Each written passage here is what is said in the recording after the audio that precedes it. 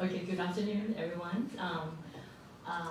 Such an honor to be joining the session today. And first of all, may I please introduce myself? My name is Jutharat Panchanon, or you can call O. My name is O. Actually, I'm a PhD student at Peace Study as well, and it is really such an honor that for me to be a host for this important session. Okay, so as the MC, they already mentioned about the topic today, right? It's about the mindfulness for the peaceful world, MTV perspective, right? Some people might curious to know what is the MTV. At my age, like we call it music television channel, okay? But some of you may be already aware, and I think with all their venerable and nuns, everyone maybe know about like introduce about Mahayana, okay? T, Theravada, and V, okay, we Vajrayana, okay? So I think this is really thoughtful of the topic today that we will know about what is the term of the MTV in terms of the perspective, like to link with the mindfulness and create the peace in our world right now. Okay, so and I apologize I forgot to greet the people in the session and pay respect to all the venerable professor and nuns and all people online as well. And I believe that they see all the live in Facebook around the world right now, because this morning I saw in the link as well. We have a friends in India and everywhere to watch the channel for the Facebook as well. Okay, so yes, and like I mentioned earlier that today we will know how the MTV can be create inner peace and build up into the global peace as well. Okay, and today we had an honor to be joined by three distinguished speakers. Each of them has a representative of each traditional for the Buddhism way. So as I mentioned, like we have like Theravada, Mahayana, and Vajrayana as well. Okay, and also they are quite like familiar face. They are our classmates, sister and brother in the MCU family. Okay, and one last thing, like for the flow of the session, by the end of the session, I will leave for the Q&A session from the on-site people and also the online people as well. Okay, so let me introduce in terms of our speaker, and let's go with the lady first. Okay, okay, we have like one sister from Mahayana. She is a second-year student in master degree for the Buddhism study.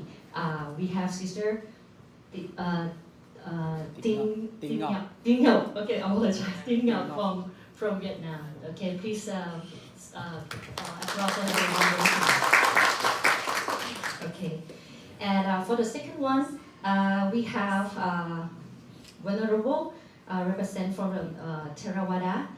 He is a first-year student for the PhD, and our new program, IMPS, and we call Innovative Mindfulness and Peace Study. Okay, and please welcome Venerable Sontavi Kasaya. Okay, and the last one, of course, is from Vajrayana, and he is a first-year PhD student in the same class, IMPS. Okay, and please join me a welcome to Venerable Tianxin Rapke.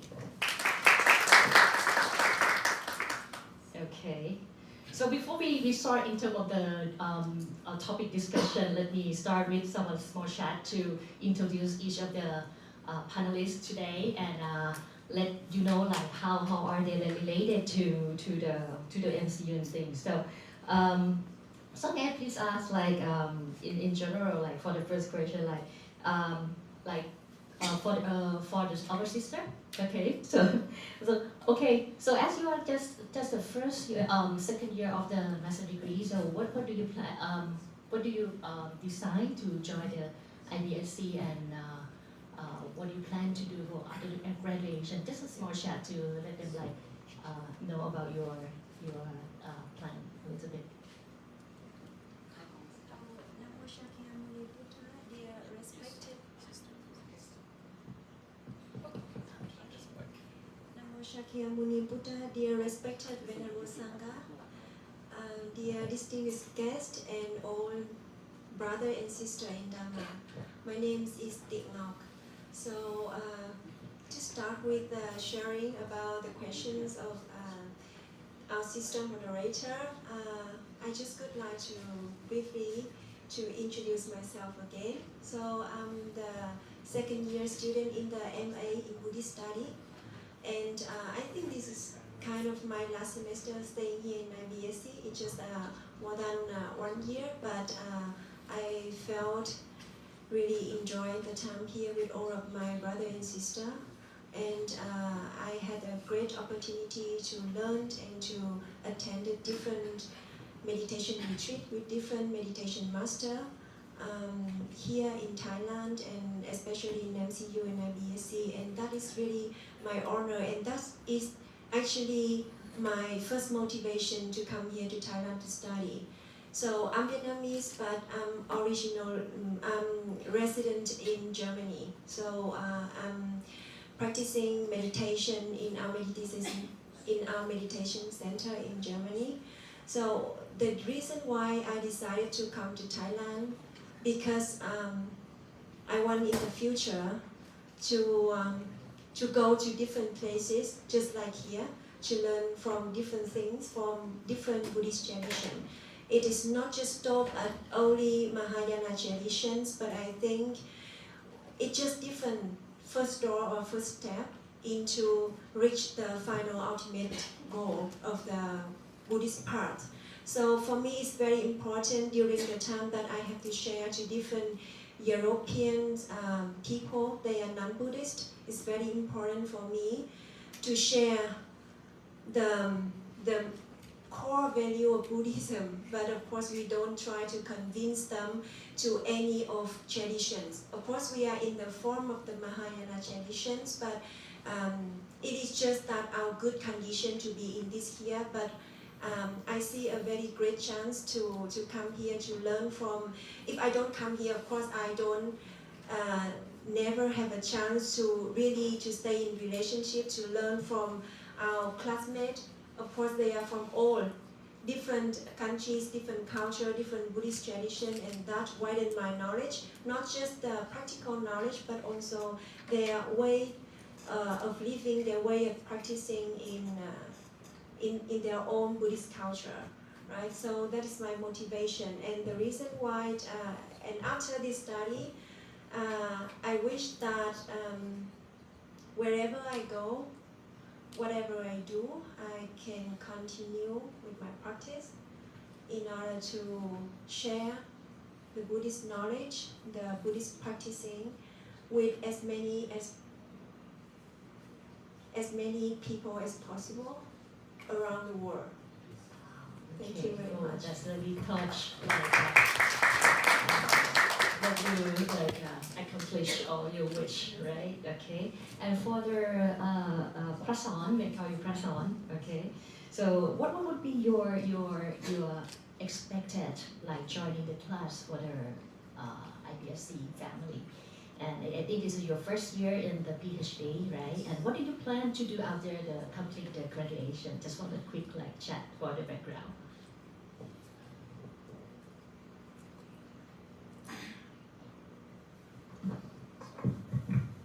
Hello.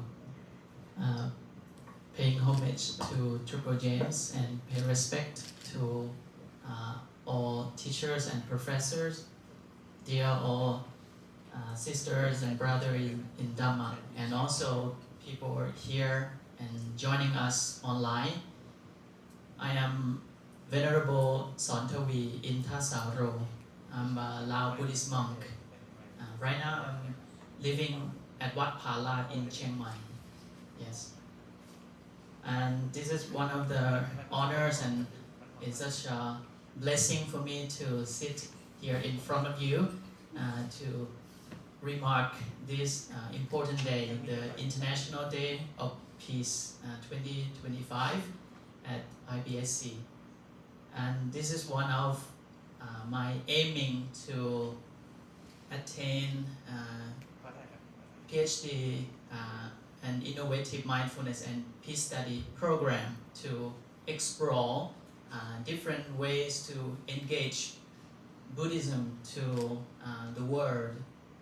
Because as I have an experience meet and engage with international people, we cannot just talking about the traditional Buddhist teaching of traditional mindfulness, but I have to go and explore many fields of meditation practice to propagate Buddhism to the international people.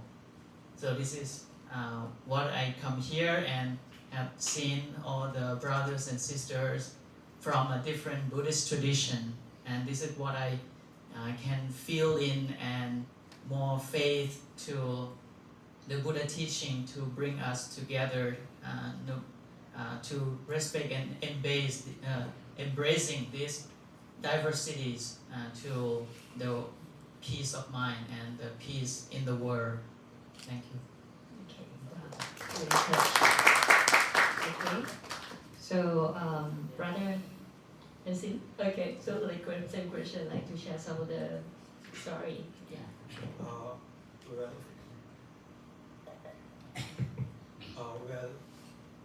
Well, first of all, I want to say good afternoon to all distinguished and respected professor, dear Mahasangha, ladies and gentlemen. So I think I want to introduce, and don't need to introduce about myself, because most of you already know well about this phase. I think you guys saw a lot of this phase, so it's okay. So directly I will jump to sister question. So for the first answer, whenever I got this question, I answer like, IBS got not only the theory but also the practical. So because of that, I choose IBSC. So in this situation, when the knowledge fails, the experience never fails. Because of that, I choose experience rather than knowledge. So, and the second question, as in the morning session also most of the master mentioned that be here and now, be in the present moment. So therefore, I don't have any intention or any ambition or any goals about the future. Just I'm going with my own flow and just I'm chilling in that present moment. Okay, thank you.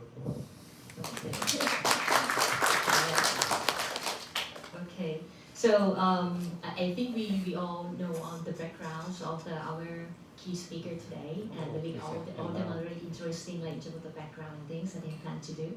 Okay, so let's start with the key topic here that we just mentioned, right? About the what would be the first question would be start with the foundation question. Okay, what does the mindfulness means in your traditional way, right? How can it define and frame? So get the other knows like what would be the differences between MT and we. So I think this is a good start question. And please allow me to start with the Prasan for the Theravada. Okay, please. Okay, thank you. And today we will explore this basic question, but it's deep. It's about mindfulness, and in all over the world now, it's very talk of the town that we practicing mindfulness. We try to engage mindfulness to daily life, to workplace, to so many activities.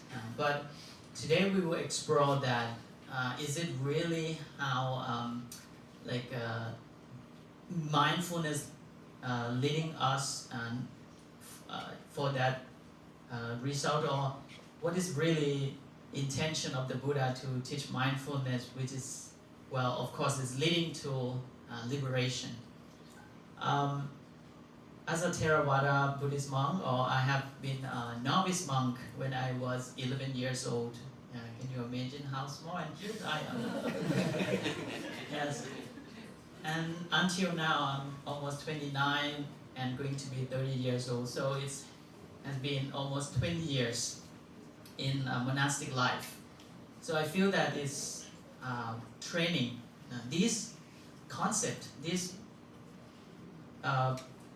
most important thing what we are going to talking today is mindfulness. How to train myself to have more awareness, more self-control, myself about greed, anger, delusion that arising in my mind every day. So that's why Theravada Buddhism give very important to train this mindfulness. So that's why the main principle practice in Buddhist teaching is focused on the three training, right? Threefold training.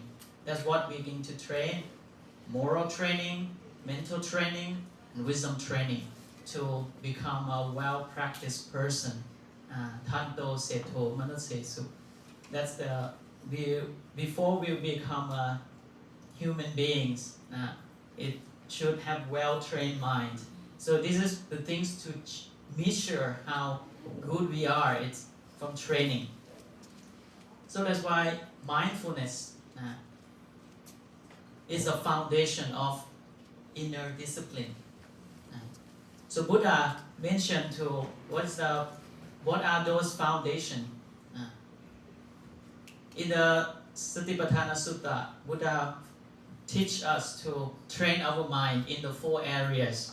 Okay, mindfulness of body, mindfulness of mind, mindfulness of feeling, mindfulness of mind object or the Dhamma or the phenomena arising and ceasing. When we learn and understand this balance in balanced way, we will connect to all the teachings of the Buddha. It's like the mindfulness is like the footprint of the elephants that holds all the tracks of or the footprints of others animal. It's like the mindfulness is the foundation to support all the others aspect of practicing. It's the link, is a connection to have self-control, to have wisdom, to have ways to solve the problems in life. Because we start to have mindfulness first, to link.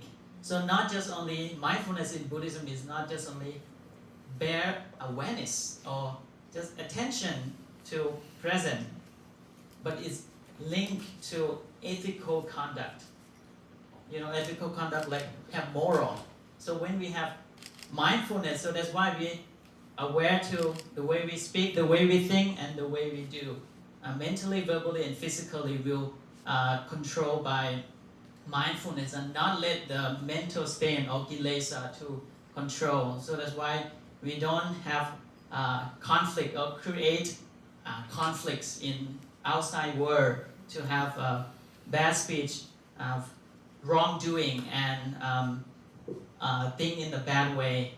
Or all these will train and refine our experience. So mindfulness, can comparing like the one who ride a bicycle.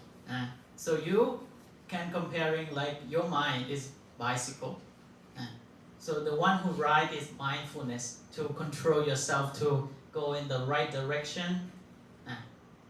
So in Buddhist teaching, we want all human beings to come and acknowledge how to come back to this root and then impact good ways to people around us.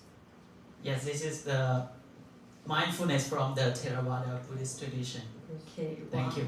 Thank you. So, yeah, actually, I think we have some of the explanation that easy to understand as well. I like the last one about the mind is your like something like a bicycle, right? It's swaying around, or we need to control and things, right, to make it on the track and the route. So I think it's a good explanation. It's really easy to understand for most of the people. And also you raise a lot of the good concept about the it's like you mentioned, it's like a basic but deep in terms of the understanding the mindfulness with the Theravada, right? It's linked and connected with the wisdom and also the ethical conduct and things to physical things like the nature. Okay, so we start with the Theravada already. So may I please ask ask for our sister to share in terms of the concept of the perspective of Mahayana for the mindfulness like things. Like you can explain to our friends here. Yeah, thank you for your questions and thank you for your beautiful sharing. So I think most of you here have heard about the word mindfulness a lot, right? Because we are actually have take part in many different meditation practice, and when we started to research about meditation or about the application of meditation, we find different resources that they mention the word mindfulness but not meditation. Why is that? Because the word mindfulness is actually, of course, it has been mentioned a lot when the Buddha mentioned about the mindfulness in breathing or the mindfulness in the in the four contemplations, right? But in the Western, they prefer to use the word mindfulness more because it seems to be non-religious, right? Because if you use the word meditation, it somehow take you more, or some people might have the hindrance because they think that we are trying to inform them or persuade them into something with religion. So that's why I think this is the origin of the word mindfulness, that it started with a modern research work, and then they prove through many different applications. They live not just in the monastery, in the meditation center, but it proved its benefit and the effectiveness in school, in Buddhism, and in many different places. And even when we are talking in many of the international peace day, many peace activists has mentioned the mindfulness. So if we try to look into the concept of mindfulness, many of us, I think you will have different way of thinking or a different way of defining. But I think the simplest definition for mindfulness is just returning to the present moment with attentive awareness. So because today I was invited to talk on the Mahayana perspective, so I will give more insight or information about how we view mindfulness beyond the modern concept. So in Mahayana traditions, of course, as we heard from the Dharma teacher from Plum Village, his teacher is very well known. He's Vietnamese as well, and he's one of the Zen master, well known all over the world, Zen master Thich Nhat Hanh. And he's also one of the peace activists, has been nominated in many different Nobel Peace Prize. And we all know that we have to find a way to bring our mind back to the body and to be enjoying, be fully in this present moment, in the here and the now. Because the body is more physical for us to touch, to handle it, to feel. The mind is something more abstract and normally is scattered. It is just like it can, when you initiate a thinking in your mind, you can be everywhere you want. But the body, we have the physical body, we have limitation to reach the place we want. So if our mind is always flying to different places and not dwell in the present moment, we lose a lot of energy. So that's why scientific proof that when you can bring the mind to the body, staying fully in the present moment, in where you are, in what you do, then you have the possibility of regain your complete energy, because it's not separated. The mind and the body is not separated. They are in here and now. So that's why we see a lot of benefits when people are practicing mindfulness. But for the Mahayana perspective or definition, we are not just simply focused on this returning to this present moment in order to be more in touch with life. You know, because if you are not in the here and the now, how can you know what's happening in your body, what's happening in your mind, and how you can observe the people around you clearly? Sometimes just with the mindfulness, you can understand what is inside the other people in front of you even without saying, because you have mindfulness, because you are really in here listening to them and talking to them, you are fully present so you can understand. So in order to integrating the Buddhist teaching or element in Mahayana traditions, we include the element of bodhicitta. The bodhicitta is for us the compassion, karuna.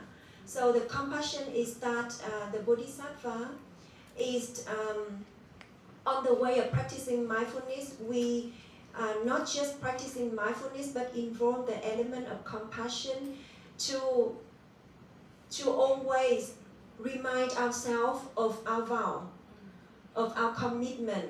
It is to awaken not just for you, but for the benefit of many beings. So with this kind of motivation, as a Buddhist nun or Buddhist monk from the Mahayana traditions, we can do more. We have more chance to return to the present moment in order to do the things.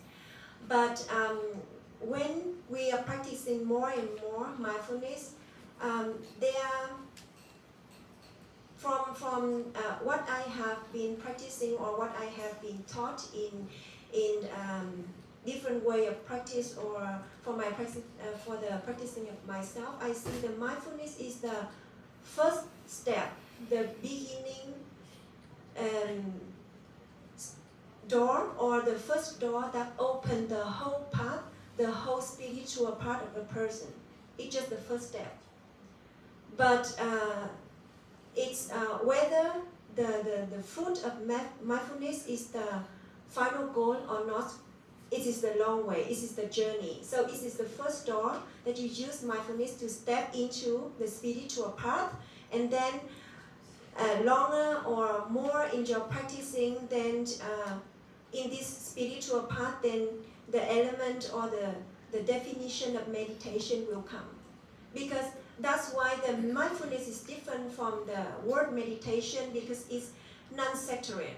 It's universal, and it can reach to any people all over the world, no matter they are Buddhist or non-Buddhist. So that's why we use this as the first door for the people to come back to yourself, and then from there continue to really give them the true understanding, the real insight that the Buddha always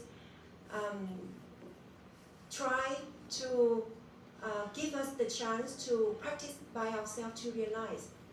So the compassion needs to go along with the wisdom as well in practicing mindfulness, because when we practice mindfulness with compassion and with wisdom, the wisdom is the insight that you can see that all beings, including us, are interlinked, right? Interdependent, interconnected.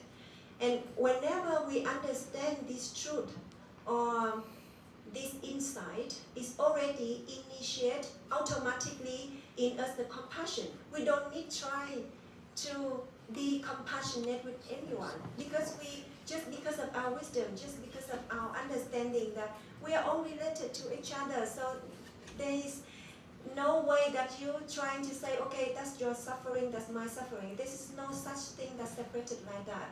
So because of the wisdom go along with compassion in our practicing mindfulness in Mahayana traditions, we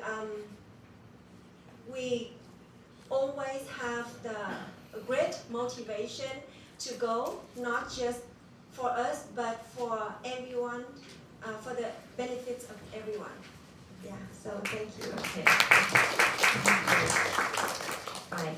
I think this is really good comment and sharings in terms of the concept of Mahayana. It's more modernized and it's easy to blend that in our daily life. Like I like the statement that you mentioned about the being present, right? Okay, just because of your thought in your mind is like flowing around, and being present is a key important things that to be aware of yourself.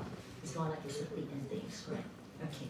So for the practice, that's it. Sorry. Yes, for the Vajrayana, okay, concept. So can you please share in terms of the what is the term of the mindfulness in the a little bit modernized, like from the Vajrayana? Okay. Thank you for your soft and like a tough question. And once again, I want to say good afternoon with this shaky voice and shaky hand. So, Vajrayana Buddhism is not quite easy. It's it is depth like an ocean and wide like a space. But from there, I'll try to like bring a knowledge of like a drop of water. So when you are talking about the mindfulness, so I will talk through three key words like a pen point. Pen point. The first one is mindfulness in general, and second one is related with awareness. But in our language, we call it as a temba. And the third one is like for most of you, I think it will be quite terrible and like scary. I will talk about something related with meditation in from the perspective of Vajrayana tradition. So when we talk about the mindfulness, first we need to define what is mindful. First we need to understand what is mindful. So from my point of view, mind itself is full of peace.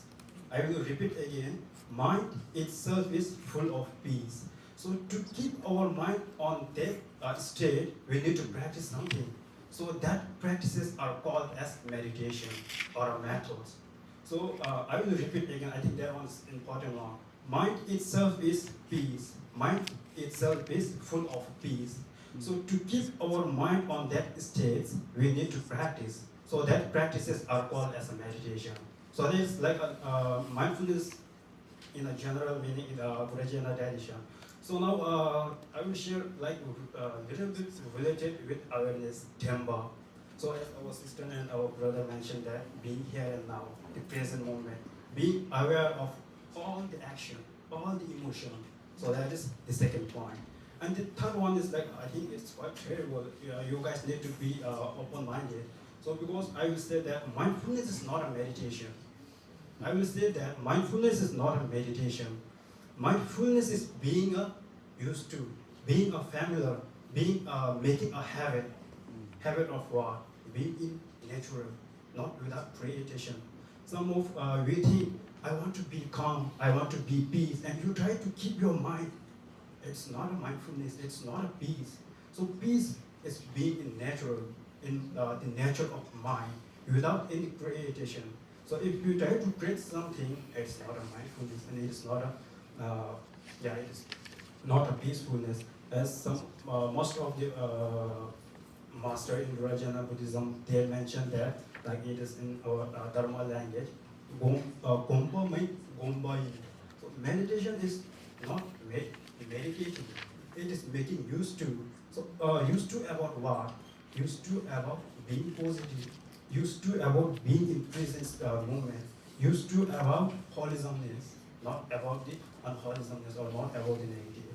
So let's skip that much. I think that much is enough. Okay, thank you. Oh, okay.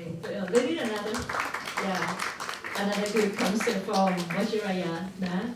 Okay, I really like the part of the being natural, right? Natural in your mind. And if we explain a little bit more from in terms of the nature of the mind, like what would be some sort of the practice that you can share or some use case that you can do? So like most of the people, they think I want to be calm and I want to be peace, and they're trying to get in the quiet place. They're trying to get in the quiet place like a single room, like isolation, and they're trying to be quiet. In this quiet room and in the single place, everyone can be quiet, everyone can be peace without any practices. But what I mean by being natural means even in crowded, we need to be calm, we need to be peaceful. As I mentioned that if we stay like isolated, or if we stay single in a single room, everyone can feel calm. But what is the biggest challenging is when we face the crowded. In the crowded or in like this situation, we feel a lot of nervous and a lot of suffering, a lot of stress. So that is, and so as I mentioned that being natural is not without creating. So some may think that I want to be peace, and they try to keep their mind. It's not like that. We need to like acknowledge our mind, and we need to keep our mind in natural things. That one. Wow. Yeah, very good and interesting. Okay.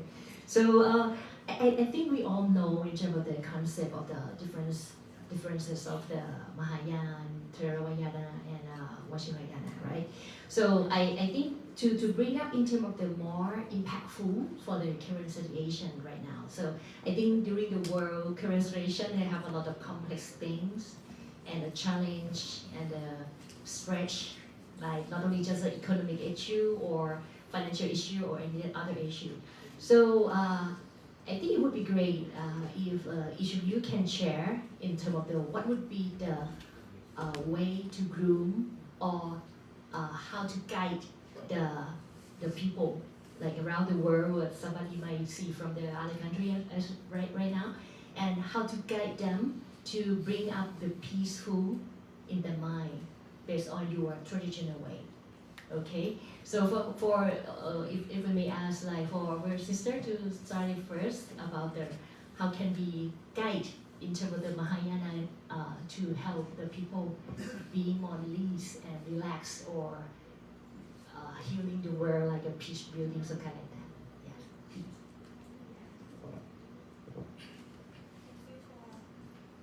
Yeah.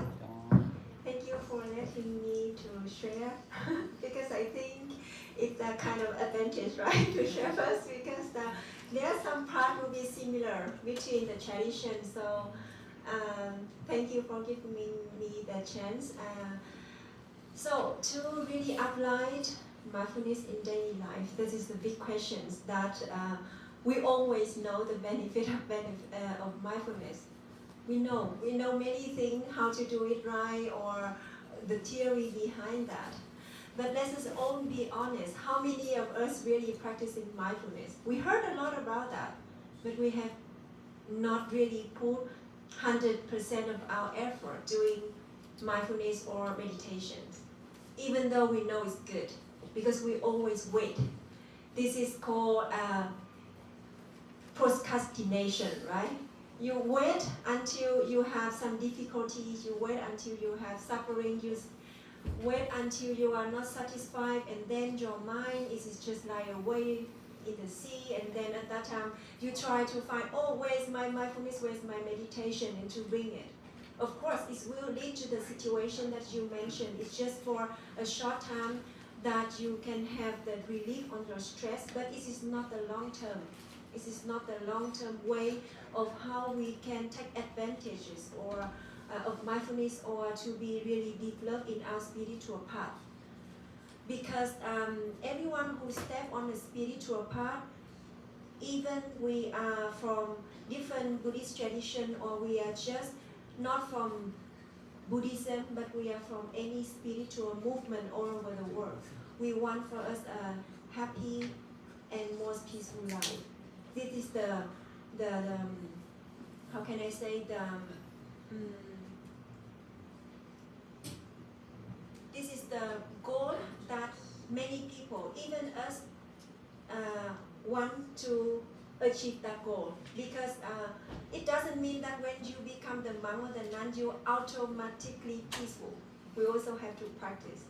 You think that you are in the ordinary life, that you have a lot of responsibility, you have a lot of things to concern about, and then as a monastic, of course, we have less concerns about many things, but of course, we also have our motivation, our own course in the meditation centers and different dreams. It's just that we are putting in different contexts, but you know, the fact is that our mind is the same. What you have experienced with your mind, we might experience that as well. But the difference between us is that we proactively or actively observe our mind and our body. And this is our responsibility, our duty, and our mission during daily life. Nothing else more important than that.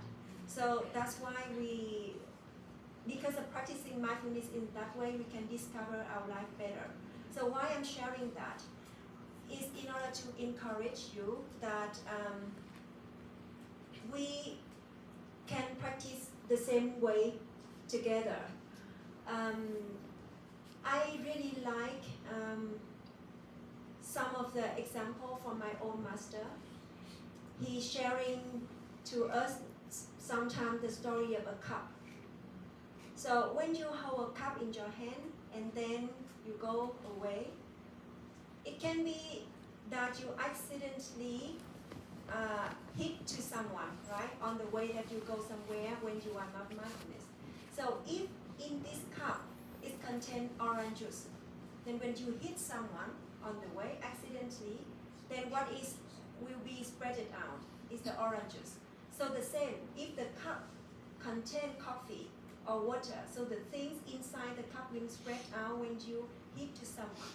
So this example or this theory go the same with the energy inside of us, no matter it's the conflict or it's the peace. And imagine that we are just like that cup, right?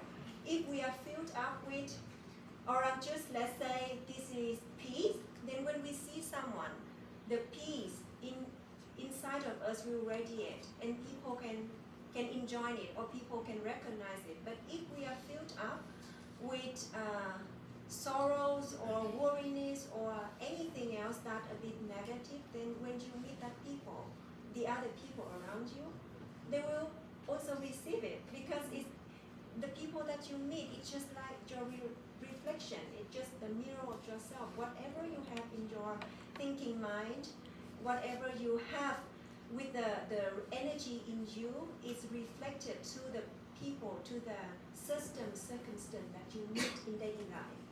So if you are always observed and you see all of the elements happening, either it's the tension in your body or either it's the conflict in your emotion or strong emotion is come, remember, you are not that. You are not the tension in your body, you are not the conflict in your emotion, you are not even the right or the wrong thought is coming into yourself. You are just the awareness. It's just like the same way of approaching from Vajrayana that our brother Tenzin have mentioned before, you know. So if we can understand that, it's just like in the sea when you observe, right? You see a lot of waves here in the sea. It's just like our mind, right? So this up and down is its own condition that we create ourselves, we receive from the external condition. So it can become one wave, the second wave, and many come and go, comes and go. But deep inside of the sea, there is stillness, space. This is the awareness. This is the pure awareness that exists in all of us. That is never changed. It's always there, deep underneath of everything. The wave above is the stillness inside. So that stillness inside is in our Mahayana practice we call the ultimate goal. It's the Buddha nature. It is what we need to realize and we need to live with that to really practicing mindfulness. And don't try to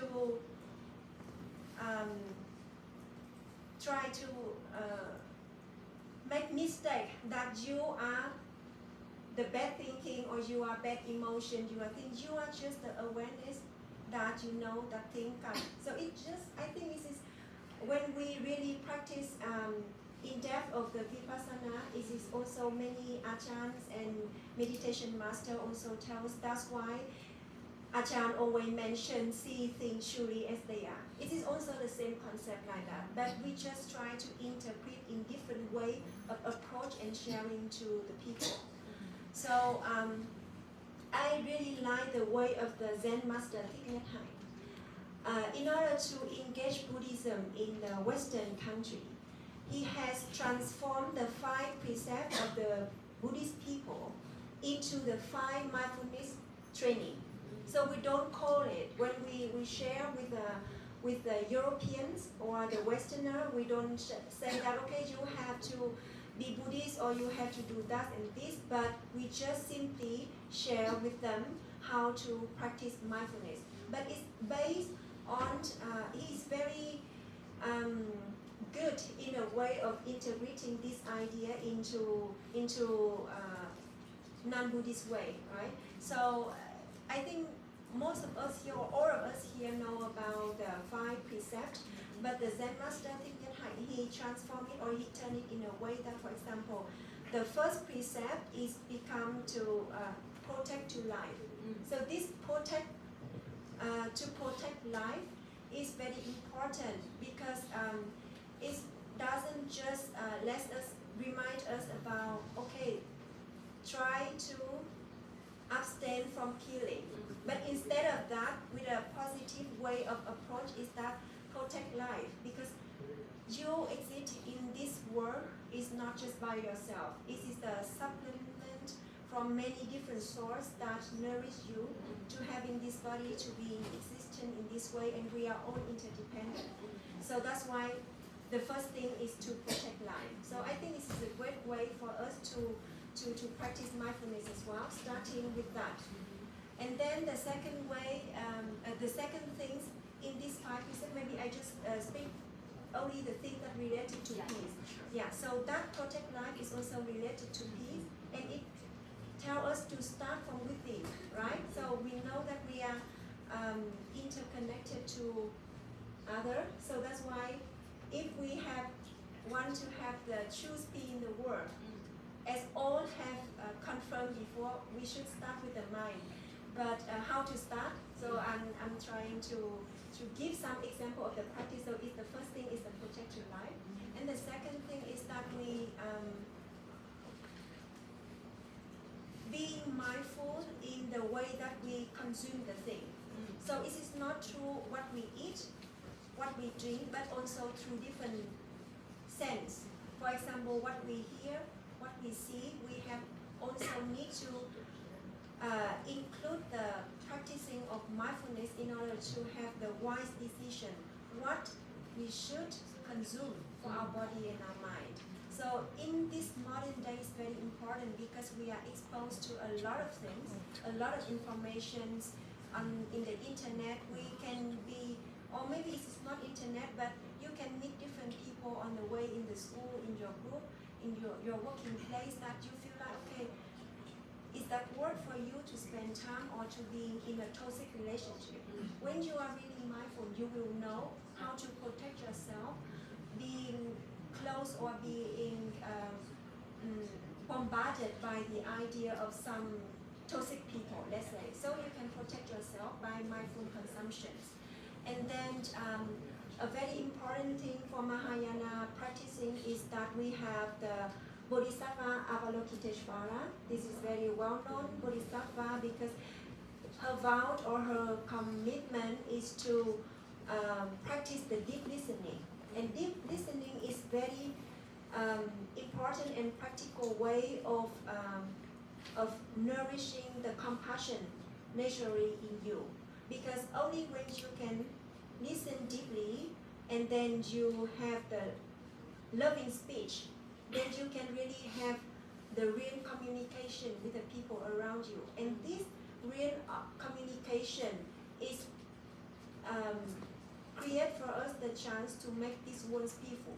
Because if you look at the situation, maybe we don't talk about the war between the nation or the conflict between different ethnic, but we just talk with we think about our relationship with different people, right? So when we have conflict with someone, why is that? It's because we don't have the communication with each other. We cannot sit down with each other. So communication is very important. But communication will become effective if we have deep listening and loving speech. Yeah, so that is how Mahayana approach to this peace topic. Okay. Thank you. Yeah, thank you. So I think it's easy to apply for our daily life, like to really like just a short word like deep listening and being protect yourself as a baseline of the fundamental. And I like the part of the spreading around to other. What do you think, or what is if you spread around your temper, this will like affect the others. But if you spread around the peace and the nice thing to everyone that should be like helpful for the peace building things. Okay, so we have about like 10 minutes left, so maybe we can we can share some of the idea from Theravada, like how can bring some of the practice in Theravada Yes. to build the peace. Yes. Okay, I will make it very short. How to engage mindfulness to very important to useful in family or in our society or in a nation. But mostly when we look at the mindfulness training, we feel that it's start within, right? But as a sister have said so many things already, that how is impact to people around us. And one of the summarize of the mindfulness will impact to the outer peace. I really like the what Ajahn Buddhadasa had mentioned, that mindful also leading to useful. So after we mindful already, and what this mindfulness will leading to useful, this is what we're going to come up with an idea and wisdom how to doing something to impact, not just mindful and we just turn away, not have any responsibilities. So how to bring mindfulness to daily life? We all know that we need to nourishing our mindfulness in ourselves. But another thing is what Sister mentioned, karuna, or the compassion, or metta, loving kindness. This will let us feel the pain of the others. When we feel the pain, when we feel that what we are going to do will leading to useful, we will act, like a concept of our today's theme. It's act now for peaceful world. So it means that every breath of ourselves, every moment that we choose, we will listen rather than argue. We will heal instead of harm. We will respect diversity instead of fear. This is what when we are mindful, we will have this Dhamma inside us, and we will turn this into wholesome thing, and we will useful. So that's what I want to share, that how is mindfulness engaged to family or workplace or nation. It will leading to useful thing, interesting project. That's why I come to IBSC, because I feel that there are some fields of research that we can feel it, we can touch it by applying mindfulness to several groups. So that's why this is creating a useful thing for the communities and nation. That's why mindfulness is not only for inner peace, but also outer peace as well. Thank you. Wow. Thank you. Yeah, very much like cheer instead of harms. That's really nice words. Yeah. Okay. So, brother, Tenzin, will you please share for the Vajrayana? Yes. I think there's no more time, so I have only one quotation to share, and I will give my leftover time for audience for TV. I think all of you guys are feeling so boring. So that quotation is quoted by the Mahatma Gandhi, Dalai Lama. He said that happiness is not ready-made; it comes from our own action. So at that one, I will add that action also depends on our mindfulness. So that only that much. Okay, thank you. So leftover time for you guys. Okay, short and very insightful. That's right. Okay, so as about like you have a short time left. I'm not sure. We really have a really good insight from different aspect from MTV concept perspective, right? And please leave some of the time for the question for the Q&A in from